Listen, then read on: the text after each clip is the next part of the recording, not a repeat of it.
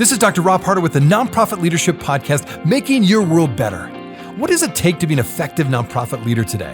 What are the biggest challenges? What are the biggest obstacles? How should nonprofits fundraise in an economy that is constantly changing? All of these reasons combined led me to start this show. And it's my hope that through this series, people can learn not only what it takes to be an effective nonprofit organization, but to hear from effective leaders who are successfully making a positive impact in their communities. We hope you enjoy the show, as together we hear how they are making their world better. Well, this is my second installment in my Emerging Leaders episodes. My original goal for this podcast was to provide a platform for some of the country's and world's best nonprofit leaders and thinkers to share their insights and inspiration with all of you. Now, along the way, I've also wanted to make sure that I wasn't forgetting to reach out to the young, emerging nonprofit leaders who really want to invest their lives into making real change in our world. Well, today's guest is one of those inspiring young, emerging leaders. His name is Robbie Khazan. He is 17 years old, and he started Kiddo Byte. Kiddo Byte is a student-run nonprofit organization based in the Boston area. They offer free computer science classes to children who would not otherwise have access to such classes. Now, their mission is to give all children an opportunity to experience the magic of coding, regardless of their ability to pay. I think you're going to be very inspired by this young leader. Enjoy today's show.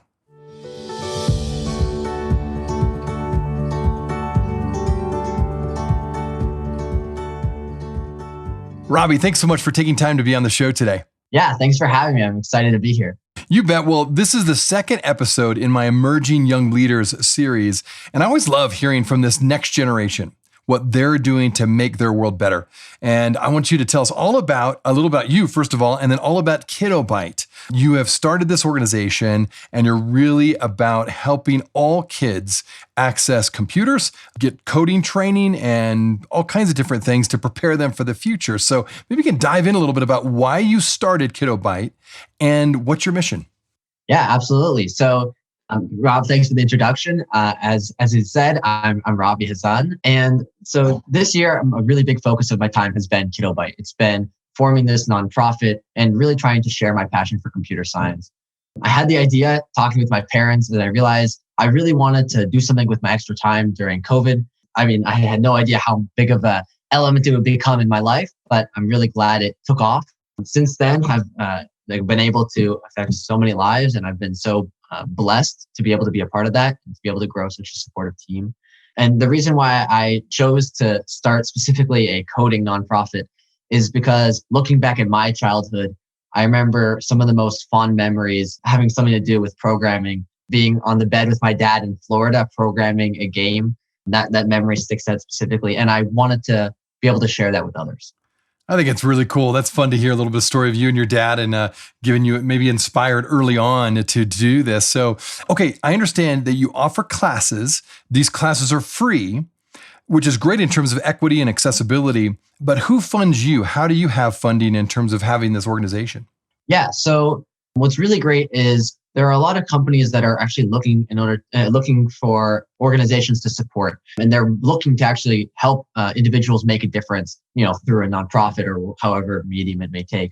So we have an entire branch of our organization looking for sponsorships, grants, even personal donations in order to keep us going. And we rely on that absolutely to not only continue our own organization, but to also actually buy computers for our students who might not have access to them otherwise. Excellent. So yeah, and you mentioned this earlier. So tell me, it's not just you've got a whole team. How does this work? I'm assuming from what you told me earlier, you're all volunteers at this point. How big of a team do you have? And I understand you're based in Boston, but you have groups all over the country. Is that correct? Yeah, exactly. So for the most part, we give out community service hours to high school volunteers. But recently, our reach has expanded to even Pittsburgh and places all over the US where, not even high school students anymore. We have 3 volunteers who are not in high school have decided that they want to help out. They want to, spread help make our mission more successful. They want to spread passion for computer science as well. It's been really, really incredible to build that team. We have around 20 volunteers at the moment. So what have you been doing? How do you get the word out about Kiddo Byte? Like I'm thinking like I have a couple of daughters, and if they were to find out about it, is it through social media? How would they find out about these classes you offer? What kind of marketing do you do? Yeah. So our marketing is also, it was definitely an interesting challenge at the beginning, thinking about, well, it's not going to be that hard to actually convince people to take the course because it's free. We're not, there's no con. But how do we actually reach people, and how do we specifically reach the correct people? How do we target the right audience, parents who are actually going to sign up their kids? And the way that we've been able to reach out to, for the public community has been through social media. It's been a lot through word of mouth, but, actually aside from that, we've been using Facebook, we've been using Twitter, reaching out to actually larger companies with kind of a higher presence, a larger presence on those platforms to shout us out. And then in terms of the classes that we have with different transitional housing organizations, that's just cold call emailing and phone calls and trying to, pitch in 60 seconds what we do and how we can help, and then going from there. Great to know. Okay, now, what's your vision for this? Like, how big do you want this to go? Do you want this to be in every city in America? If so, do you kind of have a plan for the next year, 3 years, 5 years? I mean, I'm loving this. And for my listeners, I think you heard the fact he's 17 years old. So this is fantastic. I love having people that are young that have this passion to want to help people. But yeah, tell me a little bit more about your vision. I mean, I'm impressed already. Where would you like to see this go in the next couple of years? Well, from day one, I saw the opportunity that existed in Kiddo Byte. I knew that I didn't want it to just be, tutoring. I wanted to have, many different elements that would separate it from obviously just tutoring. But beyond that, I really saw that I wanted to take this far. I at the moment, I don't know, because I really, it's my passion. It's what I've built up for the last year. And looking forward, I can totally, I totally want to build it up to the point where we're all over the country and we have thousands of students and we're able to grow and, sustain. But then there's also the time constraint as I approach college. Think about, okay, well, this is super important to me. Is it even feasibly possible to continue it into college? So, just kind of like exploring those options, keeping things open and being open-minded is important. Okay, we can dive into that a little bit. Do you know where you want to go to college and what you want to do at this point? Yeah, so computer science is such a huge part of my life. And I also really enjoy engineering, and just building up Kiddo Byte, I realized how much I love business and the aspect of leadership. So right now, I really like MIT. I've actually been looking at MIT ever since I was a kid. And recently, as I went on tours and just went to the campus, I've fallen in love with it. Well, hey, that is a fantastic school for what you want to do. It's right there in Boston, which is kind of nice. So that sounds amazing. Way to go. Best of luck for you. It'll be fun to hear in a couple of years what ends up happening, or maybe one more year. Yeah, you're probably 1 year out. Is that right? Exactly. Yeah. Exactly. Yeah. Next year it's application time, and then this time next year I'll know whether I'm going or not. I know it's very competitive, so good luck again, but that sounds exciting. And I guarantee that the fact that you're doing this has got to help your application process, because you're not just good at computer coding and computer science, but you're helping others be really good at it. And in fact, I want to get to that. It's clear that computer science is one of those most in-demand and highest paying job opportunities in the market right now. You even state that on your website, and you're right. But it sounds like from your research and what you've seen, most kids in America are just not getting trained at the level they should be if this is really one of the main primary opportunities for them for good paying jobs. So what have you found so far in terms of why is that the case, and what have you done to try to mitigate that? Yeah, absolutely. So this is such a key part of our mission, because you're absolutely right. I believe it's around 40% of high schools in the United States offer programming courses, and that number is absurdly low. It doesn't even make sense, because the farther back you go into middle school and even elementary school, there's almost no opportunities for students to learn computer science.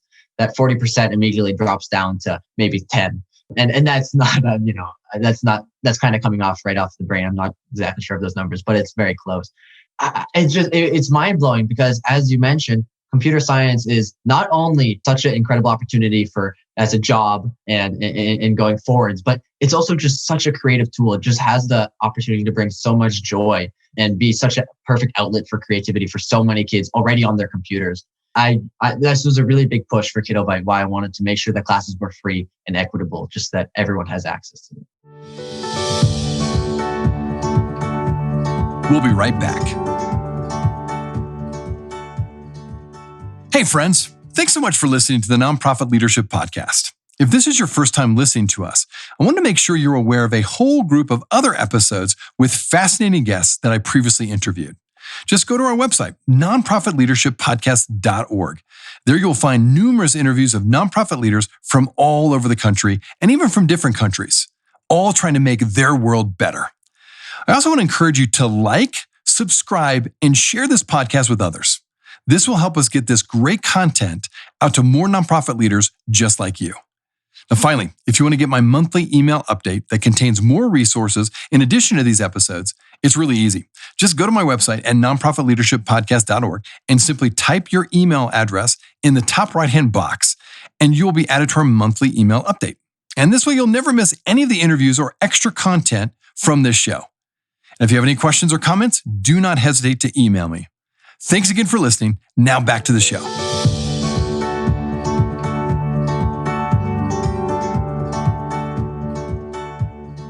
I'm so glad to hear that. And that's, the free part makes it really good for the equity reasons, as we mentioned before. Now, COVID hit, obviously. You started this in 2020, ironically. How has COVID impacted what you've tried to do? My guess would be a lot of kids are online, just like we all are, right? And maybe even more than ever because they couldn't go to school. Has it changed your mission? Has it accelerated things, or has it made it more difficult? Yeah, so it actually really helped in some aspects. And I can elaborate on that because what happened when everyone started switching to online school is that both parents and children became a little bit more open-minded to the idea of online learning.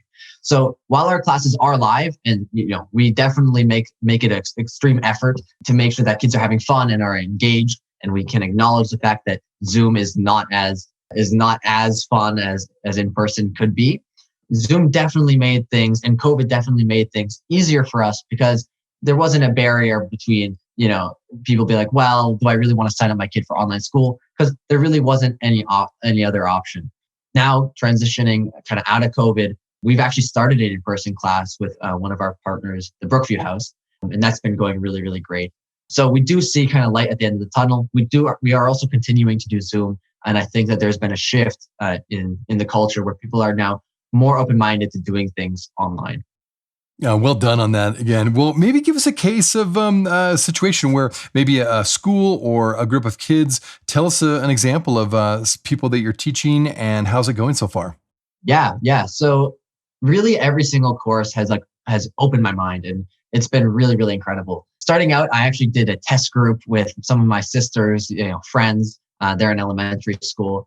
And I just remember being so excited to log onto the computer and go and code with a bunch of 7 and 8 year olds. And that really, I've always loved kids, and I've always loved teaching kids. And I've taught both my siblings how to code as well.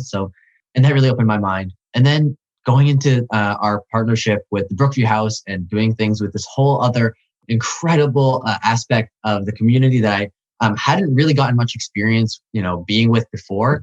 It really broadened my horizons, I think, and I was able to really take away from that, and I honestly think I would be a different person without that experience. I love that. Well, and okay, so we'll just play out a little bit. So you go to college, but you were able to continue this. It grows. What do you have people that have kind of the same passion where you could really develop this and expand it and have some more people take over? And if so, if that is the case, is that more your family members? Is it friends of yours? Is it a network of teens kind of across the Boston area? Talk about that, how you've kind of passed your passion and your vision onto other people in this organization. Yeah. So what's so great about our team is that everyone is very aligned by this one mission. Everyone seems very excited to work and to further Kiddo Byte and to reach kids and help broaden their computer science education. So I really, truly feel like I will have somebody to pass this off if I don't continue it in college. I think that would be to my fellow volunteers who have been working just as hard as I have. And I really appreciate them. I love it. Okay, so now this may be a parent that's listening to this podcast, a nonprofit leader. That's most of my audience is, but they hear this and they're like, well, okay, love this idea. I want my kid to learn coding because I know that is a great job opportunity in the future. And maybe they'll make more money than me one of these days, right? But How do you handle the whole issue of computer safety? There's of course, there's a whole can of worms, right, that can happen with, I think about my own kids when they get online, just making sure they're not prey to predators, or they, find themselves on one part of the internet that they probably shouldn't. How do you manage that when you start teaching them to do coding and different things? I'm sure that that is an issue for parents anyway, just to make sure there's some kind of coaching maybe around that. How do you approach that with kids? Yeah, absolutely. Well, within our own organization, all of our instructors are briefed and cleared, background check, all of that, just to make sure that the students are in a safe hands right off the get-go. But also when we teach actual computer science and we're teaching kids how to navigate their computers, it's really important to kind of point out where there could be certain dangers on the internet, unfortunately. So whenever we're, telling students to set up an email, we'll actually, be like, okay, these are the emails to watch out for. Don't click random links, things like that. And that's not necessarily a strict part of our curriculum, but more just helpful tips that will usually come up as we teach computer programming. No, thank you for that. I know that is just a very real thing. Unfortunately, it's sad, but it's true. And every parent I know, that's a concern for them when it comes to kids getting online. Okay, then you mentioned a bit right before we started the interview that you're underneath the umbrella of another organization. Maybe talk about that organization and how that supports you. Because I'm thinking for those who are listening that maybe want to do something similar to you in terms of, having a person like yourself to start something, but maybe they don't have all the funding to have their own 501c3. They could kind of be the parent organization, if you will, of an emerging smaller organization that could fall under them. So maybe talk about your structure, how that works. How did that relationship get started? Yeah, absolutely. And this kind of goes back to how I formed the nonprofit as well, and just the specifics of that. So I can kind of go back and talk about, well, how did I come up with the idea, first of all, but then mainly, well, how did I go about approaching it? So the summer of 2020, I was actually working with another nonprofit that one of my friends had created. I loved the work that I was doing. Eventually I realized, well, I can actually go and do this myself. And he inspired me. And so I kind of took a look at what he had done. And what he did was he went to an organization called the Hack Foundation. They go Hack Club. Basically, they are a much bigger organization that specifically operates and has an aspect of their business model as a bank. And you can operate under their IRS status without almost near, nowhere near the expense that otherwise you might have to dish out. And I can talk about that a bit. And then they offer, the IRS status and operating under their 501c3. They give you a place to store your money. And also they offer an incredible community where you can learn from other ambitious teens and people trying to do good in the world. So yeah, they take 7% of your revenue, and that was nowhere near the thousands of dollars that you'd have to pay in order to form a 501c3. And especially starting out, it's such a great opportunity. Obviously, there are reasons to go through the formal IRS process, but for a teenager, kind of just experimenting, especially at first, I would really recommend that structure. I'm really glad you mentioned that. And I think for my listeners that maybe they're interested and they want to help out or just find out more about what you're doing, is it something where people can actually donate to your cause? And if so, how does that work? Yeah. So they absolutely can. So we have a donation link on our website. And while that does actually go to Hack Club, it's immediately rerouted to us. Same thing with checks. If a sponsor is going to write a check to us, they do put it in the name of the Hack Foundation. But then in the memo, it's put Kiddo Byte, and it ends up always coming to us. And they're very, very transparent, really great people at Hack Club. So there was never any issue about that. And then, it sounds like you've had a lot of teenagers, of course, being your primary ones that were doing the coding training with other kids. What if some other people want to get involved and are really good at coding and want to help out and volunteer? How would they go about doing that? Yeah, absolutely. So really any inquiry, first of all, you can email us at robbie@kiddobyte.org. Beyond that, you can go to kiddobyte.org and everything is available. We have links for volunteering. You can just fill out a form and we'll reach out to you. And yeah, again, you can feel free to email us or even contact us on the Contact Us form. Anything's available. And we're really happy just to, answer any questions you may have as well. Well, Robbie, thank you so much for being on the show. It's really fun to have someone like you that is so passionate, has a lot of excitement and energy. And my hope is that you can keep this going, even if once you get into MIT, once you get in, and then you just keep it going, because it's a great thing. And you're right, it's helping, particularly on the equity side, you're helping kids that maybe wouldn't have access to coding training otherwise. So one more time, if people are really excited about this, they hear this and they're like, oh, I want to meet this guy, Robbie, or I just want to hear about his organization, how can they reach out to you, or how can they find out more about the organization itself? Yeah, absolutely. Well, you can go to kiddobyte.org, just like I mentioned before. If you want to find me personally, you can go at Robbie Khazan on Instagram. You can just send me an email as well, robbie@kiddobyte.org. All of those are options. And you can find Kiddo Byte on Twitter, Facebook, everywhere. Fantastic. Well, Robbie, again, keep up the great work. Love hearing all that you're doing, and we'll be really curious to hear how it goes this next year. Best of luck again. Thank you again for your time today. Appreciate it. Yeah, thank you, Rob.